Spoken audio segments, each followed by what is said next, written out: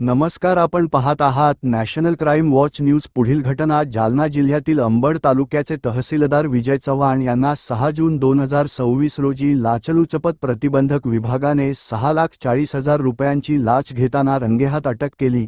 या कारवाईमुळे महसूल विभागात मोठी खळबळ उडाली आहे। मिळालेल्या माहितीनुसार गोदावरी नदीपात्रातील अवैध वाळू उत्खनन आणि वाहतुकीवर कारवाई न करण्यासाठी तहसीलदार विजय चव्हाण यांनी संबंधित व्यावसायिकाकडे दरमहा 7 लाख रुपयांची मागणी केली होती। तक्रारदाराकडे पोकलेन मशीन आणि 6 हायवा ट्रक असल्याची माहिती समोर आली आहे। संबंधित व्यक्तीने याबाबत एसीबीकडे तक्रार दाखल केल्यानंतर अधिकाऱ्यांनी पडताळणी केली। पडताळणीत लाचेची मागणी स्पष्ट झाल्यानंतर एसीबीने अंबड येथे सापळा रचला। ठरल्याप्रमाणे 6,40,000 रुपयांची रक्कम स्वीकारताना तहसीलदार विजय चव्हाण यांना अधिकाऱ्यांनी रंगेहात पकडले। या कारवाईदरम्यान मोठी रक्कम जप्त करण्यात आली असून आरोपी तहसीलदाराविरोधात भ्रष्टाचार प्रतिबंधक कायद्यान्वये गुन्हा दाखल करण्याची प्रक्रिया सुरू करण्यात आली आहे।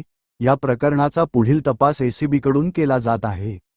विशेष म्हणजे विजय चव्हाण हे प्रशासनात स्वतःला कडक आणि धडाकेबाज अधिकारी म्हणून सादर करत होते, मात्र एसीबीच्या कारवाईनंतर महसूल विभागातील भ्रष्टाचाराचा मुद्दा पुन्हा एकदा चर्चेत आला आहे।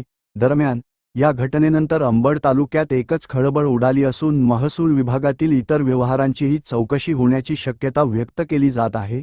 रिपोर्टर कुमार जाधव।